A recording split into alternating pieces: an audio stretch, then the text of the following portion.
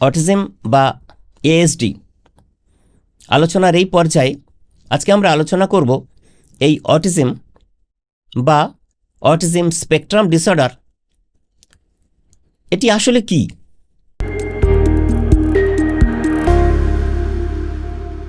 আজকাল অনেক বাড়ির বাচ্চাদের রোগ নির্ণয় হচ্ছে যে তারা অটিজমে আক্রান্ত, এএসডিতে আক্রান্ত।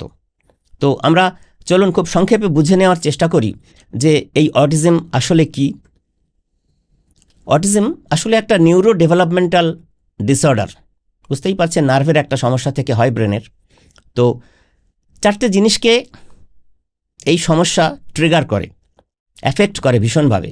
সেগুলো হচ্ছে সোশ্যাল ইন্টারাকশান, মানে যেহেতু এটা বাচ্চাদের রোগ, তো বাচ্চাদের সোশ্যাল ইন্টারাকশানের অনেক সমস্যা তৈরি হয়। বাচ্চাদের দ্বিতীয় পয়েন্ট হচ্ছে কমিউনিকেশনের অনেক সমস্যা তৈরি হয়, তারা ঠিকভাবে কমিউনিকেট করতে পারে না। তৃতীয় হচ্ছে তাদের ইন্টারেস্ট, কি করবে কি করবে না, তাদের ভালো লাগা মন্দ লাগা, এগুলোকে ভীষণভাবে অ্যাফেক্ট করে এবং তাদের কমিউনিকেশনকে ভীষণভাবে হ্যাম্পার করে।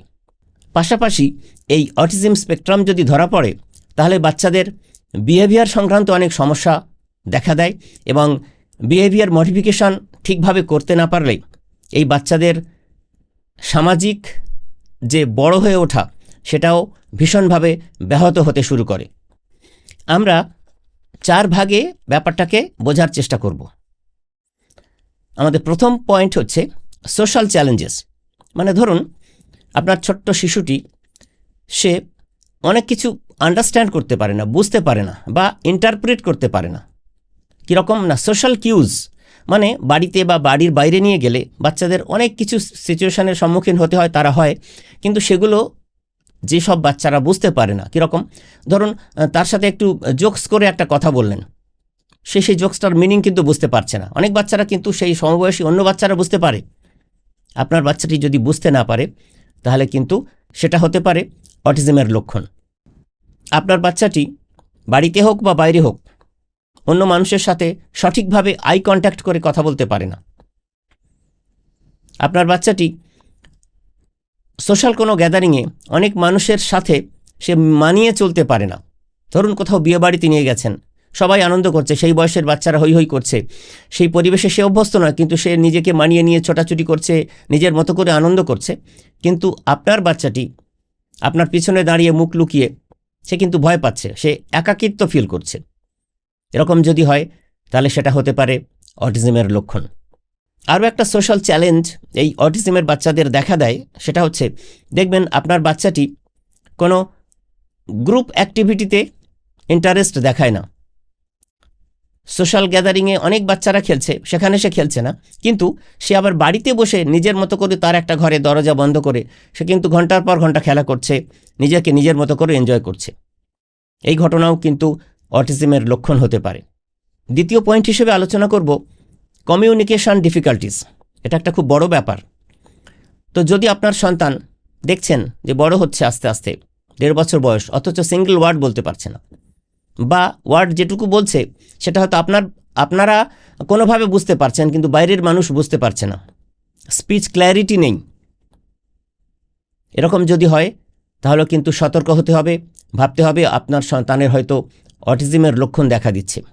যদি আপনার বাচ্চা বাক্য গঠন করে কথা বলতে পারছে না, নিজের মতো করে আপনি একটা প্রশ্ন করলেন, তার সঠিক উত্তর যেভাবে দিতে হয় সেরকম বাক্য গঠন করে কথা বলতে পারছে না, বা একটা আনইউজুয়াল স্পিচ প্যাটার্নে কথা বলছে যেটা অন্য বাচ্চারা করে না, বা কথার উত্তর সেইভাবে না বুঝে সেম কথাটাই সে রিপিট করছে বারবার, এই লক্ষণগুলোও কিন্তু কমিউনিকেশন ডিফিকাল্টিসের মধ্যে পড়ে এবং এটা অবশ্যই এএসডির রেড লাইন সিমটম। এটা আমাদের মনে রাখতে হবে। ইকোলালিয়া বলে একটা শব্দ আছে, নিউরোলজিতে বলা হয়। তো এটার মানে হচ্ছে যে আগের শোনা কথা বাচ্চারা যদি বারবার রিপিট করে, যখন তখন একই কথা 5 দিন পরেও দেখছেন সে একই কথা সে রিপিট করছে, তো এটাকে বলা হয় ইকোলালিয়া। এটা অটিজমের একটা ফিচার।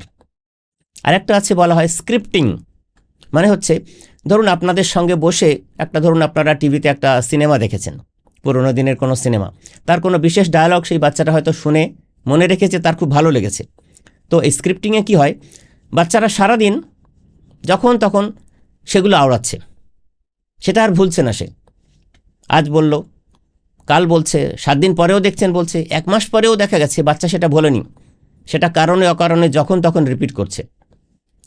একই কথা বারবার, একই সেন্টেন্স বারবার আউড়ে যাচ্ছে অস্পষ্টভাবে, কখনো কখনো বা স্পষ্টভাবে, যারা কথা বলতে পারে যেসব বাচ্চারা।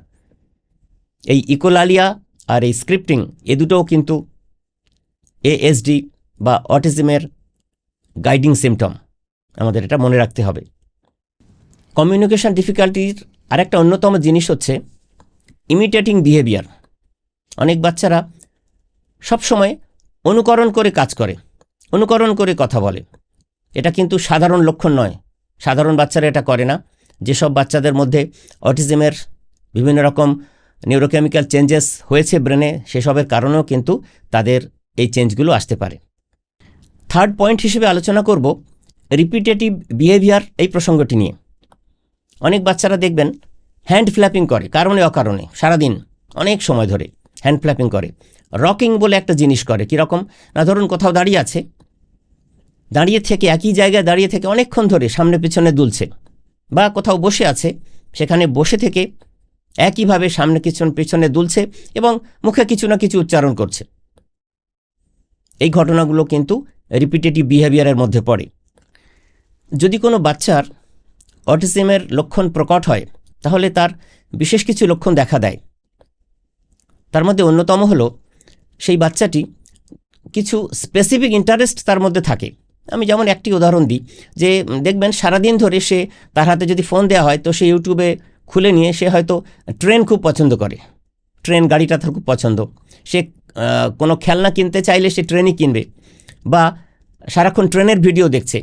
এবং আমরা বলি যে একটা 4 বছরের বাচ্চারও এমন দেখা গেছে যে এনসাইক্লোপিডিক নলেজ অফ ট্রেন্ডস, মানে বিশেষ একটা জিনিসের উপরে তার এতটাই গভীর দখল, মানে সারাক্ষণ সেই নিয়ে সে বোধ হয়ে থাকে, সেই সংক্রান্ত জিনিস নিয়ে চর্চা করে, সেটাই দেখতে পছন্দ করে, কিনতে হলে সেই জিনিসটাই কিনবে। তো এই জিনিস যদি থাকে, এগুলো হচ্ছে red line symptom for autism spectrum disorder. যদি এরকম লক্ষণ থাকে যে দেখছেন যে আপনার সন্তান, আপনি যা যা খাওয়ান অভ্যস্ত খাচ্ছে, আপনি কোনো রুটিন চেঞ্জ করতে চাইছেন, সে কিছুতেই অন্য খাবার খাবে না, হয়তো খুব ডেলিশিয়াস একটা অন্য খাবার ট্রাই করছেন আপনারা, তাকে দিয়ে করাতে চাইছেন, দেখবেন সে সেটা করছে না। তারা রেসিস্ট করে, এই চেঞ্জ তারা সহ্য করতে পারে না। সাধারণ বাচ্চারা কিন্তু তা করে না। সাধারণ বাচ্চারা একটা নতুন খাবার পেলে তারা খায়, ভালো লাগলে তারা আবার খেতে চায়, আবার পরের দিন আবার হয়তো বলে যে ওই খাবারটা বানাও বা ওই খাবারটা কিনে এনে খাও। কিন্তু যেসব বাচ্চাদের অটিজমের লক্ষণ থাকবে, তারা কিন্তু এই চেঞ্জ তারা রেসিস্ট করবে সবসময়। এগুলোও কিন্তু এএসডির গাইডলাইন সিমটমস। চতুর্থ পয়েন্ট হিসেবে আলোচনা করব এবং শেষ পয়েন্ট এটি, সেটা হচ্ছে সেন্সরি ইনকম্প্যাটিবিলিটিস। প্রথমেই অডিটরি প্রবলেমস।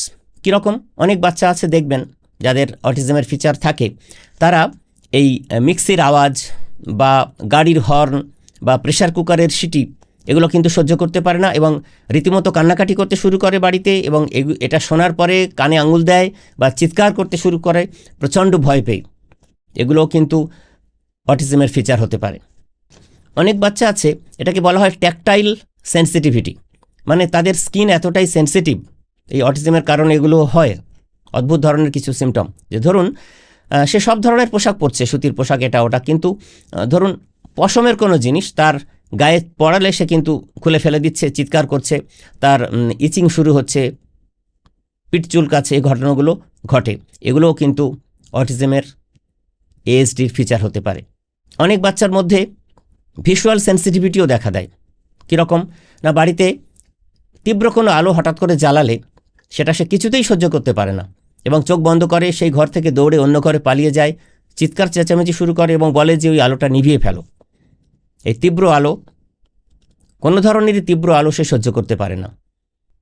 এই সেন্সরি পার্টে আরও একটা আছে, সেটা হচ্ছে অলফ্যাক্টরি সেন্সিটিভিটি। মানে অনেক বাচ্চা আছে, আপনার সন্তান যদি দেখেন যে কোনো পারফিউমের গন্ধ সে সহ্য করতে পারছে না, বা কোনো বিশেষ ধরনের খাবারের গন্ধ সে সহ্য করতে পারছে না, বা বাড়িতে তো পরিষ্কার পরিচ্ছন্ন করতে হয়, অনেক ক্লিনিং প্রোডাক্টস ইউজ করা হয়, তার অনেক গন্ধ হয়, এইসব জিনিসগুলোর গন্ধ আপনার বাচ্চাটি সহ্য করতে পারছে না এবং তার বমি বমি ভাব হচ্ছে, নশিয়েটিং টেন্ডেন্সি দেখা দিচ্ছে, তাহলে অবশ্যই আপনাকে সতর্ক হতে হবে, ভাবতে হবে আপনার সন্তানের মধ্যে হয়তো দেখা দিচ্ছে অটিজম বা ASDর গভীর কোনো লক্ষণ। পঞ্চ ইন্দ্রিয়ের শেষ হচ্ছে গাস্টেটরি সেন্সিটিভিটি, মানে স্বাদ। দেখবেন যে স্বাদ সে অভ্যস্ত খেয়ে, অন্য স্বাদের কোনো খাবার আপনার বাচ্চাকে আপনি খাওয়াতে চাইলে সে কিছুতেই সেটা খাবে না। আপনি জোর করে হয়তো একটু খাওয়ালেন, দেখবেন পরক্ষণই সে সেটা বমি করে দিচ্ছে। তো এরকম পঞ্চ ইন্দ্রিয়ের সমস্ত রকমভাবে এক বা একাধিকভাবে আপনার সন্তানের মধ্যে যদি সেন্সরি ইনকম্প্যাটিবিলিটি থাকে, তাহলে সেগুলোও কিন্তু হতে পারে অটিজম বা ASDর গাইডিং সিমটমস। এই যে সোশ্যাল চ্যালেঞ্জ, কমিউনিকেশন প্রবলেমস এবং সেন্সরি ইন্টিগ্রেশনের যে প্রবলেমস, এই সংক্রান্ত যে তথ্যগুলো আমি দিলাম, সেরকম লক্ষণ যদি আপনার সন্তানের মধ্যে এক বা একাধিক থাকে, তাহলে বুঝতে হবে আপনার সন্তানের মধ্যে হয়তো অটিজমের লক্ষণ দেখা দিচ্ছে বা হয়তো দিয়েছে। আপনাকে পরামর্শ নেওয়ার জন্য যেতে হবে বিশেষজ্ঞের কাছে। আমরা বলি রোগ হওয়ার আগে রোগ প্রতিরোধ হচ্ছে সবচেয়ে বড় কাজ। তো প্রতিরোধের চিন্তা যদি আমরা ঠিকভাবে করি এবং আমরা সচেতন হই অভিভাবকগণ, তাহলে এই অটিজম বা ASDকে আমরা রুখে দিতে পারবো সমাজ থেকে। আপনারা সবাই খুব ভালো থাকুন সপরিবারে। ধন্যবাদ।